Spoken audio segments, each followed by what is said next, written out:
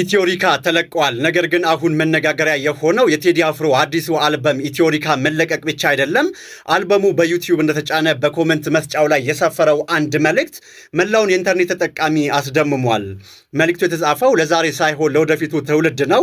እንዲህ ይላል። ይህ ዘፈን በ2050 የምትሰሙ ሰዎች ሁሉ እኛ የ2018 ነዋሪዎች ሰዓቱ አልደርስ ብሎን በጉጉት የጠበቅነው ታሪካዊ ስራ መሆኑን እወቁልን ይላል። ከእኛ ተማሩ። ዘረኝነት ሰላም ነስቶን የነበረ ቢሆንም ፍቅር ግን ያሸንፋል። ይህ የዘመኑ የፍቅር ምስክርነት የተባለው መልእክት በብዙዎች ዘንድም በከፍተኛ ሁኔታ የተጋራ ይገኛል። እናንተ በዚህ መልእክት ላይ ምን ትላላችሁ? ቴዲ አፍሮ ለእናንተ ምንድን ነው? ሐሳባችሁን በኮመንት ላይ አጋሩ። ለተጨማሪ መረጃዎች ደግሞ ፎሎ ማድረጋችሁን እንዳዘነጉ።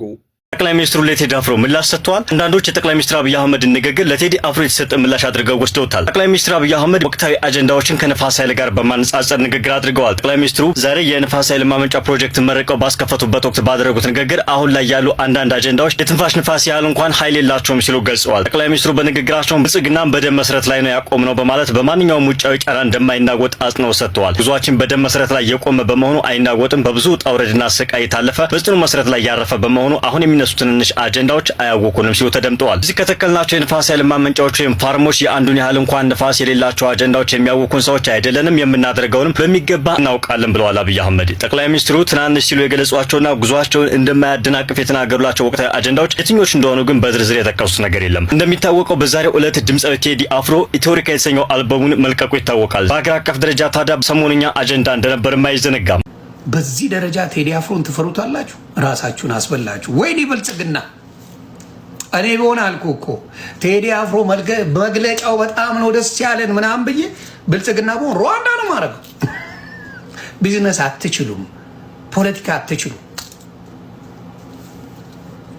እና በጣም በጣም በጣም ቴዲ አፍሮ ገና ሳይሰማ በዚያ ያልካስጮኸ ደስ ይላል፣ ደስ ይላል።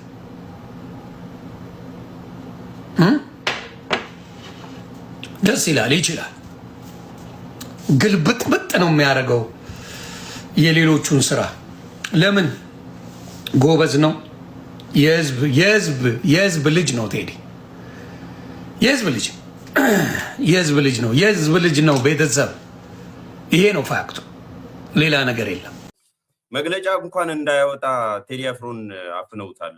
ምናልባት ሰምተህ ይሆናል ብዬ አስባለሁ። እና መግለጫ ሙዚቃ ነው። ምንም በኢህአዴግ ዘመንም ታውቃለህ ያወጣ ነበር፣ መግለጫም ያወጣል፣ ሙዚቃም ያወጣ ነበር። የዛሬ 8 ዓመት ራሱ አውጥቷል። 2017 ያኔ በቀውጢው ጊዜ 2017 ሚያዝያ ላይ ነው ያወጣው። ያንም ኢህአዴግ ነበረ መጨረሻ አካባቢ አውጥቷል። ያንም ችግር አልገጠመውና ምንድን ነው የምታየው? አፈናው ምንድን ነው የሚነግረን ነው? እንዳለ ፖለቲክሱ ሌላው ነው ተጠበቀው ነው።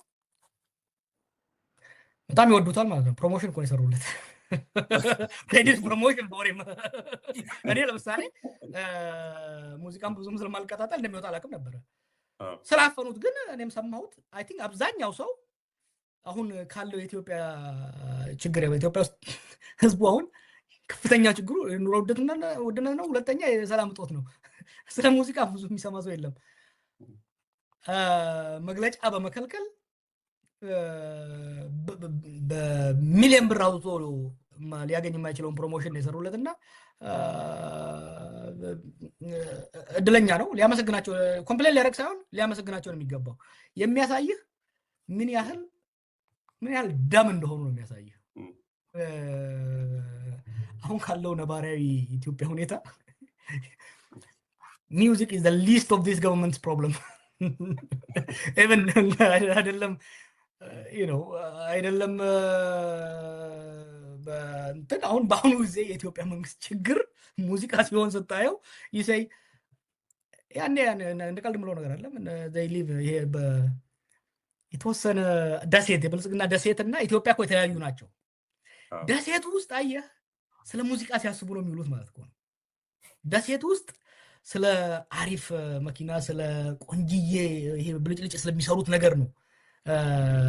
ለነገሩ እኮ አሁን የሰጠው ኢንተርቪው አለ የዛሬ 2-3 ሳምንት ስለ ኢትዮጵያ ማለት አዲስ አበባ ነች። አዲስ አበባ ሲል እኮ ደሴቷ ብቻ ነች። ለደሴቷ የቴዲ ዘፈን አሳሳቢ ነው፣ ለኢትዮጵያ ህዝብ ግን ምንም አሳሳቢ አይደለም። ሶ ሚውዚክ ኢዝ ዘ ሊስት ኦፍ ዴር ፕሮብለም።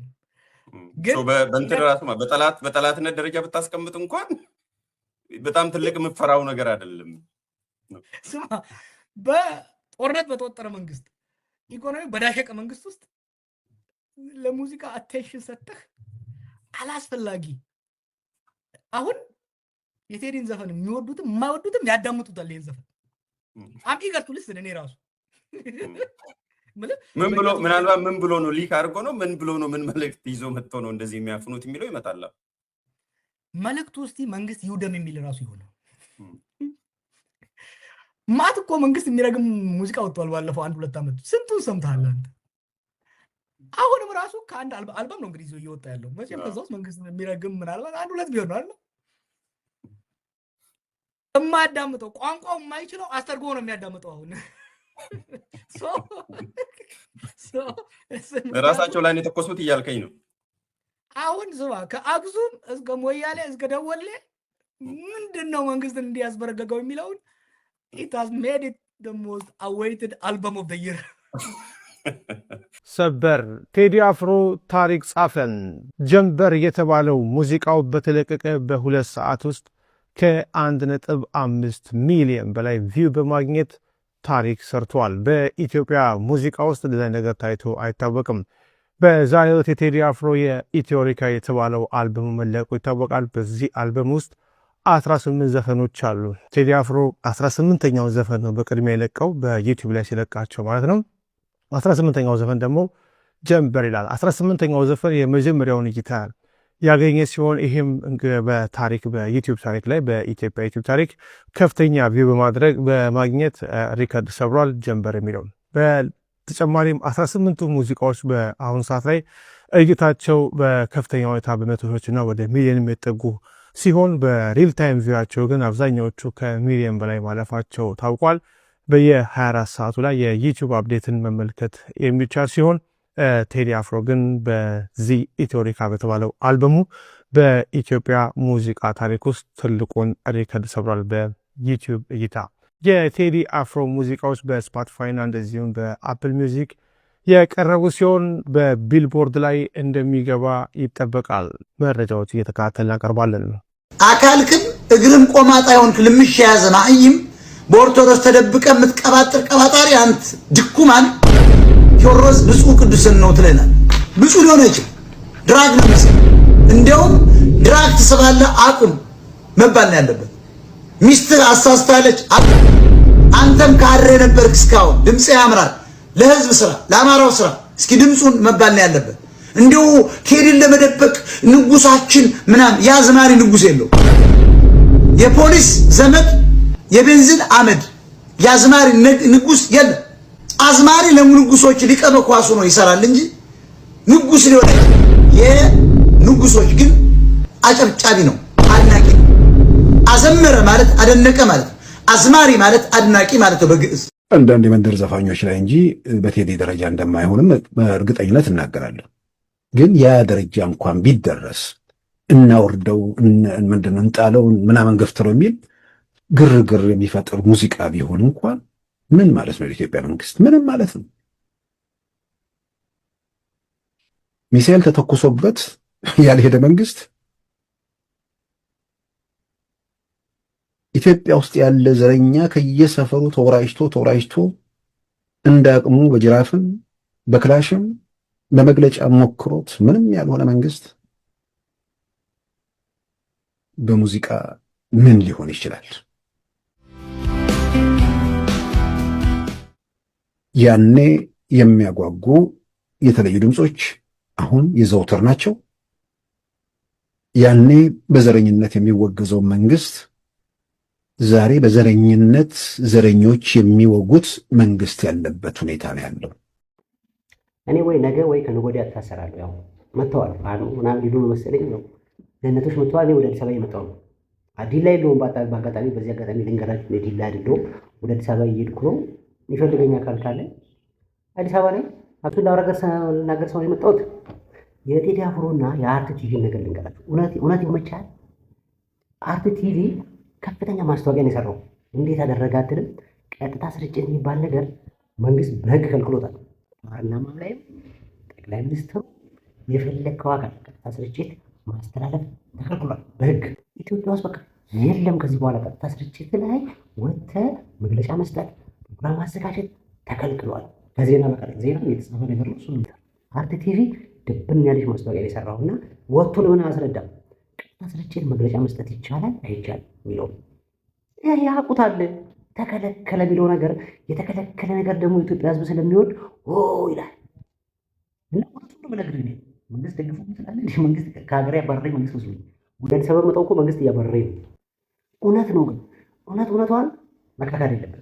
መንግስት እንደኔ ከተቀጣለ እውነት ግን ሲሆን ከእውነት ጋር አብርኩ ሰላም ወደ በዘፈንም በሚሳኤልም በሁሉም ነገር ብዙ ነገር የተሞከረበት ኃይልና መንግስት ከዚህ በኋላ ምን ሊሆን ይችላል ብለው ነው ይሄ ሁሉ መራወጥ የሁሉ እንትን ማለት ግራ የሚገባኝ ነገር። ምናልባትም ቴዲም የሚያስበው ቴዲም የማያስበው ነገር ይመስለኛል። ዝም ብዬ ገምት። በቃ ተቃውሞ ከሆነ ተቃውሞን ይገልጻል አንድ ሙዚቃ ላይ ወይ እንደዚህ፣ ወይንም ደግሞ ያልጠበቁትም ነገር ሊሆን ይችላል። እርግጥ ነው ከኪነ ጥበብ ሰዎች ምናምን አንጻር ሜዳውን ላለመልቀቅ የሚታገሉት ነገር ደግሞ እንደሚታገሉበት ነገር እንዳለ የሚያጠራጥር ነገር አይደለም። የምታምንበት ነገር እንኳን ቢሆን ብዙሃኑ እስኪያምንበት ድረስ ጊዜ ሊወስድ ይችላል። ምናልባት ፊት ለፊት አንዳንድ ነገሮችን ላለማድረግ በጥበብ በምናምን የሚታለፉ ነገሮች ይሆናሉ። በጥበብ የሚታለፈው እንደ መንግስት ባለ አካል ላይ የሚሰነዘሩ ነገሮች ብቻ ሳይሆኑ በሌላ ወገን ላይ የሚሰነዘሩ ነገሮችን ከዛ አንጻር የሚታዩ ነገሮች ሊሆኑ ይችላሉ ብዬ አምናለሁ። ዞሮ ዞሮ በዚህ ጉዳይ ላይ ብዙ አቧራ ማጨስ ብዙ የሚጠቅም ነገር አይመስለኝም። የሙዚቃ ስራዎቹ ከነገ ጀምሮ ይለቀቃሉ። የሙዚቃ አፍቃሪያን ሙዚቃን ማጣጣም የሚችሉ ሙዚቃውን ከዚህ ቀደም በነበረ ስራዎችም የሚያደንቁት የሚያከብሩት ዛሬ ደግሞ ከ8 ዓመታት በኋላ በነገራችን ላይ በለውጥ ዋዜማ ነው ያንን ስራ ይዞ የመጣው ኢትዮጵያ የሚለውን ካሴት። አሁን ደግሞ ምን አይነት የሙዚቃ ስራ ይዞ መጥቷል ብለው እንደሚጠብቁት ምንም የሚያጠራጥር አይደለም።